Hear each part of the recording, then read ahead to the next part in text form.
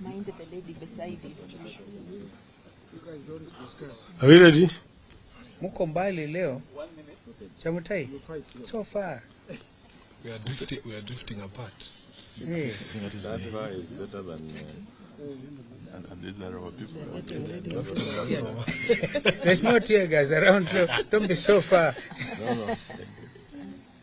If they come nearer, they carry fewer. Yeah. Oh. Let them carry from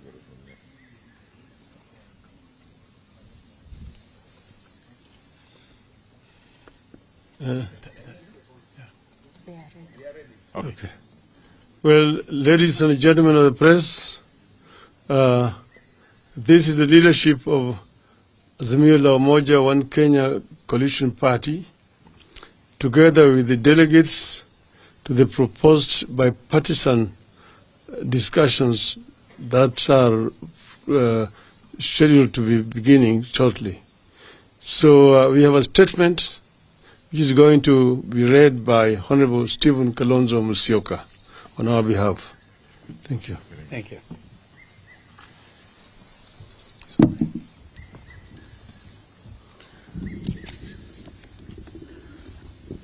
Ladies and gentlemen, this morning, or is it up to late this afternoon, the leadership of the Azimio la Umoja One Kenya Coalition Party, including those from the Houses of Parliament, met with our delegates to the envisaged national dialogue to review developments on the envisaged talks.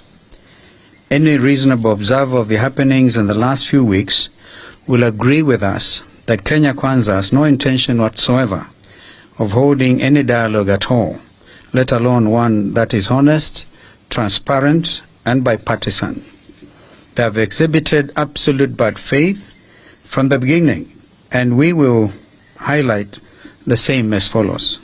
Number one, when Honorable Ruto invited us for talks, he did not in his speech capture the entire framework for talks as had been agreed upon with the emissaries he sent to us.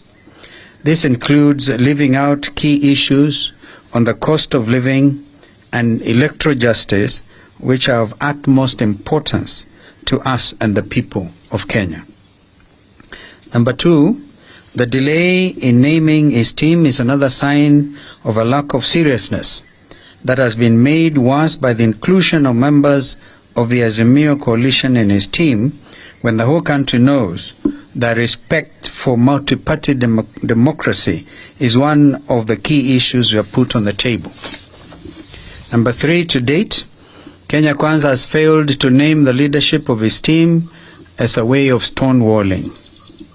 Number four, last evening, we learned of a motion drafted by Kenya Kwanza leadership, allegedly aimed at setting up a joint select committee in Parliament. The motion is in absolute bad faith for the following reasons. A, we have insisted on an extra-parliamentary process in view of the strictures of debate in Parliament. We will therefore not participate in any such parliamentary process. B, the motion is disguised as a product of bipartisanship, when in fact the leadership of Azimio in Parliament were neither aware nor consulted in its drafting. C, the motion proposed to name members of the minority party to the so-called select committee without any reference to the minority leadership, in violation of the standing orders of both houses. And D, the motion purports to set the terms of reference and scope of the discussions without any reference to us. We continue to insist that the dialogue must be about all the four issues, namely the cost of unga, fuel and electricity, forensic audit of the servers, bipartisan reconstitution of the IEBC, and respect for multi-party democracy. Kenya Kwanza cannot dictate to us what we cannot bring to the table. So given the foregoing, we as the leadership of a coalition have resolved as follows. Number one, we remain committed to an extra-parliamentary dialogue that is honest, transparent, meaningful, and bipartisan in conception and execution. Our members of parliament in both houses shall not be party to any other process, and particularly not the one proposed in the motion by Kenya Kwanza. Number two, we have instructed the chairperson of our team, Senior Counsel Otiendo Molo, to formally invite the Kenya Kwanza team for a meeting to set the ground rules for the talks.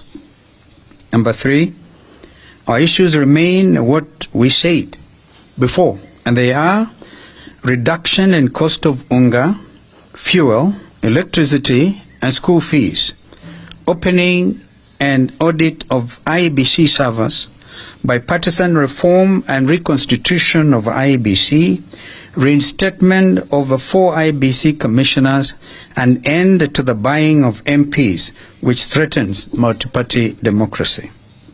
Number 4, we reiterate the call that the regime must immediately take up the hospital bills of all Kenyans who sustained injuries as a result of police brutality during the recent protests and demonstrations, and pay reparations for those who lost their property and their lives.